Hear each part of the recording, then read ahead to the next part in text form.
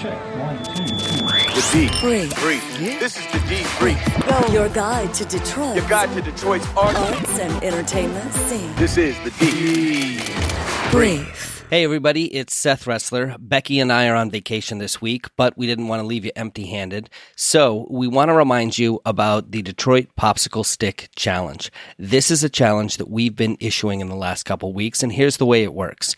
We talk about a lot of things to do around the Detroit area on this podcast. Sometimes we talk about so many things that it's easy to get overwhelmed. You can't keep track of all the different things that you want to do that you hear about on this podcast. So here's what we recommend. Get a pack of popsicle sticks, and every time you hear us mention something on the podcast, just write it down on a stick and stick that popsicle stick in a jar. Then when you've got a free night, free weekend, and you're looking for something to do, draw a stick out, and that's what you go do, whatever's on the stick. We, of course, at the end of every interview on this podcast, ask our guests for a series of rapid-fire recommendations. And these recommendations are a great source of ideas for you to write on your sticks. So, we're out this week, but here are some of the guests that we have had on the podcast with their rapid-fire recommendations, starting with Rifino Valentine, who started Valentine Distilling Company in Ferndale. Here's what happened when we asked for his recommendations. Here we go. We're going to ask you for a series of rapid-fire recommendations. Just tell us the first thing that comes to your mind. Starting with this, you said you started by brewing beer. That's right. Do you have a favorite Detroit area beer or beer that you really recommend to people? Nick the brewer at Black Lotus. They're doing amazing beers over there. And not just because some of them are done in our barrels. Nick the brewer at Black Lotus won like the gold cup out of some major beer. I used to live across the street from there when I was in Clawson. Clawson, don't sleep on Clawson. There's a lot going on in Clawson right now. It's getting exciting. Definitely. Yeah, so that's my brewery. What about favorite food or dish from Detroit that you might pair with one of your spirits? Oh boy, I don't know about pairing, but Taqueria El Rey. I was just there. Oh yeah, Southwest. Yeah. Yeah. I don't tacos and gin, maybe the barrel aged gin. Sounds I don't know. But why not? Obviously the game's getting elevated.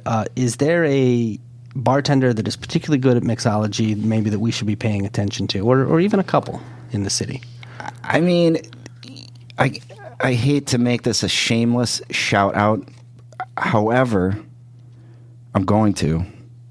We're all about that. Yeah, we're okay with actually. That. Right, yes. Well, I have to say... Wait, as long as we get a free cocktail from them. Oh, yeah. Well, you will, because it's my own. And the only reason I'm saying Laura doesn't get enough credit because we're kind of a we're not a mixology bar per se. We only serve our own spirits, and that kind of handcuffs her, to some degree. Yeah, but you guys have all those infusions in the back. Yeah, we got a bunch of infusions. But Laura, I mean, she does an amazing job. I think she's one of the most underrated mixologists, definitely in the area. But of course, we have a nice relationship with Sugar House. They actually just picked a single barrel bourbon for just the Sugar House. Oh, nice. Oh, wow. So they got a whole barrel. That seems to be a trend, too, where different distilleries are doing specialty just for restaurants. But, see, now you put me on the spot because we have tons of accounts.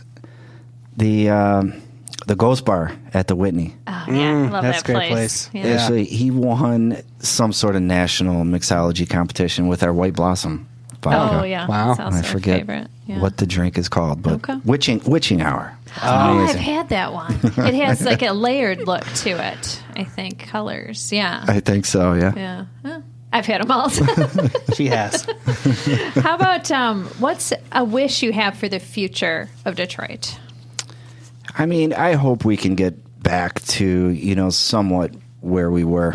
It is, I'm acting like I was there at the time, right? I'm old, but not that old. You look great. We just need to get back. And another thing about this manufacturing, here I'm going to ramble on about a little story here. We need to get diversified in manufacturing too. I mean, we can't be, oh my God, GM shut down 3 plants and, the whole area is worried.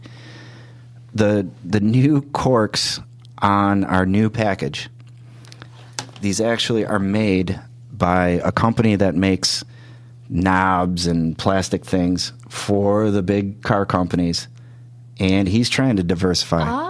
So we commissioned him to make these caps. Now he's one of the bigger suppliers for the craft distilling industry. That's awesome. For caps, yeah. Wow. That's amazing. Tidbit. I love that. Is there a favorite Detroit charity that you guys work with? We do a lot with the Chelani Family Foundation. We do a big event every year, the Cards and Cigars. That's our main one. We do a little bit with Belle Isle Conservancy. Pewabic Pottery. I know you did something yeah, with them. Yeah. What happens at Cars and Cigars? You look at old cars, yes. drink bourbon, and smoke cigars. This sounds very manly. Yes, I like this. Puts hair on my chest. Okay, how about a favorite winter vacation spot? Maybe you go back home up north. My wife and I definitely go. So Leelanau County, but I like it up there in the summertime. That's where you're from. Yeah. I grew up. Dad's still on the 250-acre farm. Same there. farm, same tractor. Yeah, the tractor actually is still there. Yes, that's awesome. Another one of the fantastic guests that we had on the podcast was Carmen Harlan of WDIV, the legendary news anchor who has now started her own clothing line. She was incredibly charming when we had her in the studio, and here were her rapid-fire recommendations. Here we go. We're going to ask you for a series of rapid-fire recommendations. Just tell us the first thing that comes to mind. Are you ready? I'm ready. Let's start with this. Where's your favorite place to go for cocktails in Detroit? It's a very serious question. It is. My favorite place is probably the Ghost Bar at the Whitney. Ooh, that's a good choice. one. You ever seen a ghost there? Do you believe in ghosts? Let's put it this way. I've never met one. But I will tell you that Alex, who is the mixologist, because I think there's, there are bartenders and there are mixologists, and he takes it to another level. And so, definitely. Wait, you evaded the question. Did you ever have to report on a ghost or a haunting? Never. Ever during your No. years? Never. Okay. All right. Never. Speaking of ghosts, if you could have lunch, you've had lunch and met so many people in Detroit. But if there was someone, a Detroiter that you haven't met yet, who would you love to have lunch with? Oh, my gosh. Dead or alive. Dead or alive? Yeah. Oh, my goodness. Who would a Detroiter that I would love to have lunch with? Dead or alive? That's a good one. That is a good one. Probably nobody you know. Well, that's okay. No, I'm serious. Yeah. I mean, I miss my grandmother. Oh, yeah. I do. And we used to go out to lunch from time to time when I was working, especially when I started working downtown. Oh, yeah. Where would you go? What were some of your Her favorite place was downtown Hudson's, the River Room on the 14th floor? I can't remember. In she the would take herself. teens, yeah. She would take herself to lunch on Tuesdays or whatever day it was, and we always knew it. But Did you get a Maurice salad? she probably Perhaps, yeah. I think it was her way of getting a break. She was the grandmother of 15. Wow. And half of us lived in the state of Michigan. So she had hands-on Nice. for a good 7 of us. Wow. Good answer. Okay, thank you. All right. Whoa, that was tough. If the spring 2019 collection included a T-shirt with a slogan about Detroit on it, what would the slogan be? Oh, and now bring on the fun. Fun, dear. yeah. Come on, That's pretty good. That's the slogan. It's time. You should make those. So, when you have people come to visit from out of town, where's the first place you would take them here in Detroit? Belle Isle. I always take them to Belle Isle because, it's not every city has its own island, and Belle Isle is just one of those places. It's so unique. You can walk, you can ride a bike, you can think about nothing. You can have a picnic. Yeah, visit a museum. You can go to the beach. Nice. So. How about this? What is the best concert venue to see Devin Scillian perform live with his band? Oh, I know for a fact, and I haven't been, but there's a little place outside of Lexington, Michigan, that he performs. He and his band perform there, and they have been for the last couple of summers. And I know this because I have some very good friends who live in Lexington, and they keep me abreast. Of the goings-on. Okay. So what's your favorite moment in Detroit history that you had the opportunity to cover? Oh, boy. What was that? Let's see. Probably not the Kilpatrick days.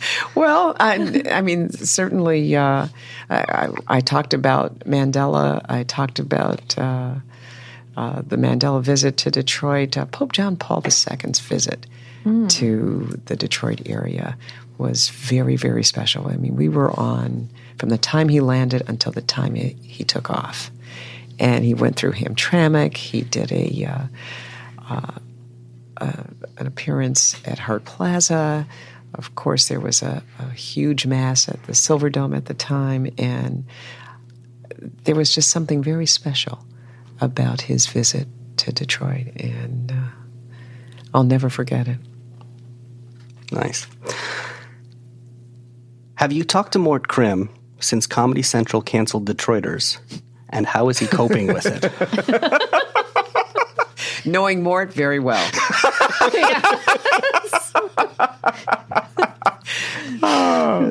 I saved the most important question for last. All right. Okay. What's your favorite Faygo flavor? Ooh. Anything that I can put vanilla ice cream. Oh, yeah. I can mix with vanilla ice cream because I like floats. So... I'm with you. I mean, strawberry would be good with vanilla ice cream. There should be a drink. Orange. Oh, a creamsicle. Creamsicle would be good. There with should be a vanilla drink ice cream. named the Carmen Harlan, is there? That No. feels like something that a bartender...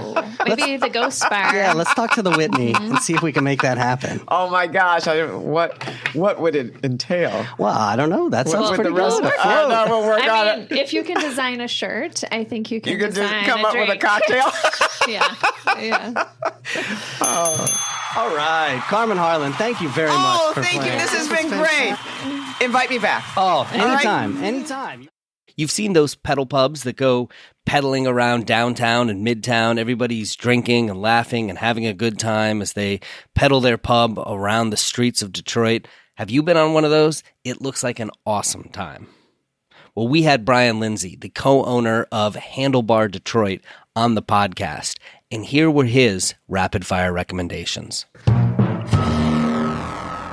Here we go. We're going to ask you for a series of rapid-fire recommendations. Just tell us the first thing that's comes to mind.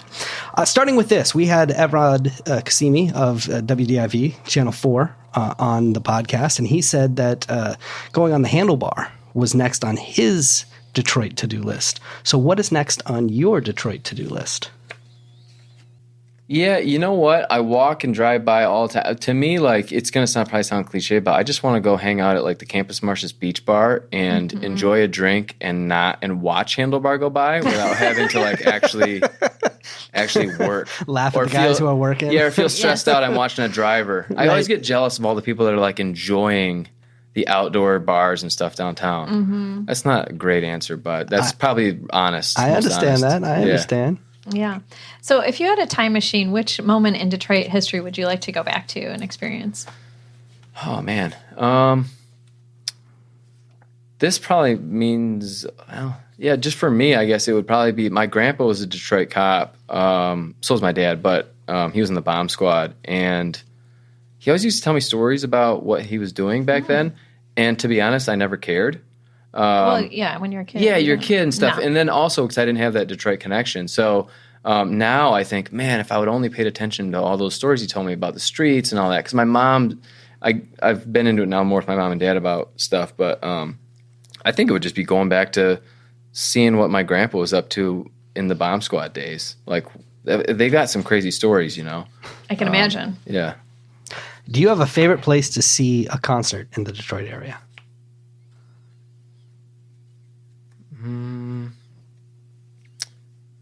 Probably Beacon Park. I know that sounds weird, but not at all. It's great. Yeah. So last year, Quinn 92. Yeah. He did a concert at Beacon Park, and it was live. Yeah, and like I didn't actually get to go to it. I was doing Handlebar. We went. We were. I was riding my bicycle by it, and I was like, man, that's a sweet concert. Actually, the next day, Quinn went on a tour with us. Oh, nice. Yeah, so that was even cooler. But just the way that castle's lit up and stuff. That's super unique. The Gar building. The light show. You've seen this, right? Minefield does this light show on the Gar building. It is insane. It's fantastic. Yeah. I mean, would that be better than, LCA? Probably like pyrotechnics-wise, stuff like that. Not even close. But very unique. Mm-hmm. I think that area is super cool. Outdoors, yeah. Yeah. Okay, how about this? What Detroit celebrities would be on your dream guest list for the Handlebar? Man, it'd be really cool to have... Well, it sounds cliche to say Eminem, but he would be pretty sweet. Or like Seeger. Is Seeger Ann Arbor or he's Detroit? He's Detroit. Okay, went to Pioneer though, but okay. So probably we'll accept. He has a street named after him in Allen Park. Right. So. Yes. I would say probably Eminem but that sounds so cliche. That's okay. And so Seeger, but they're just like Eminem's sober now though. That's true. Ooh, that would be a buzzkill, wouldn't it? O'Doul's or something. We get him a wingman water or something. Yes, right. Yeah. Mm-hmm. But still, I think it'd be cool. Maybe that'd be better that he's sober. Yes. You can actually talk to him. Mm-hmm. Well, let me ask you, when you're not pedaling, what are you drinking? Is there a Michigan beer that you particularly like? I'm pretty laid back, man. I like Atwater. I try to drink Atwater just because it's a good Detroit beer. Bell's is awesome. Anything.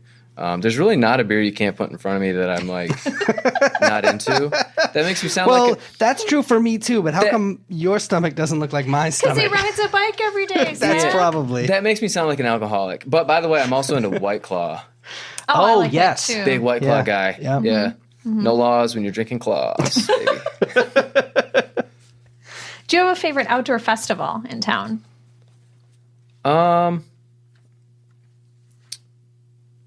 I think Movement for Detroit. I mean, I think Movement's pretty sweet.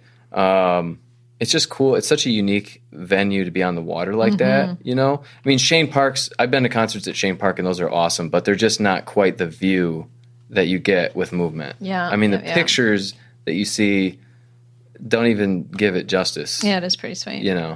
But yeah, that and Shane Park. We have such an amazing waterfront. Like very few cities butt right up to the water like that.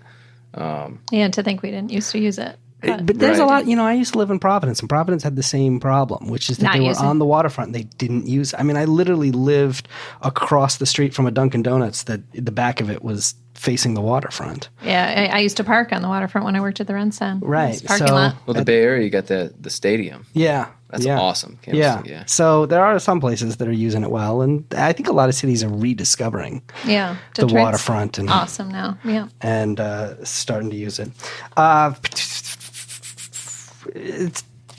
Tell me this. When you go to the other cities that you're in, Indianapolis and so on and so forth, what is the thing about Detroit that you brag to your out-of-town friends about? So basically all the cool things happening in the city. People are really proud of Detroit. I think you would say that about any city. Anybody who's from any city, they're proud of it. But Detroit has so many things happening. When we do a tour, you can take them so many different directions, by so many different things, get so many awesome pictures. And in some of the other cities, they're still cool. Indy's an awesome city, but it's already developed. It's not done, but you know what I mean? Like Detroit has so much more potential, I feel like. You're circling the same 3 blocks over and over, aren't you? I mean, you have to go down there. Everybody's got their unique thing, but for me, I'm definitely more proud of Detroit. I just think because there's so much happening. It's such a huge city. I mean, Indianapolis is 1 million people. Detroit's 4.5 million. Yeah. Metro. 4 times. That's pretty crazy. Mm-hmm. And there's always something new. Well, so people could do your tour and come back the next 2 weeks and see something different. Yeah, and they do. Right. Mm-hmm. Even if they just go buy it. And then after the tour, they're like, oh, I'm going to go check that out after the tour. Very nice. So there you have it, a bunch of rapid-fire recommendations. Hopefully that gives you some ideas to write down on your popsicle sticks. And of course, we're always talking about things to do on this podcast. So when you hear something you like, just grab a stick, scribble it down, throw it in your jar. And then when you're bored, draw a stick out, go do that thing. And post it on social media. When you do, use the hashtag Detroit Popsicle Challenge. Tag us in it so that we know that it's you, and you can even go to our website, click on the orange tab on the right side, and leave us a voicemail message telling us what you did. Until next time, Detroit's moving. Keep up. The D Brief. Your guide to Detroit's arts and entertainment scene.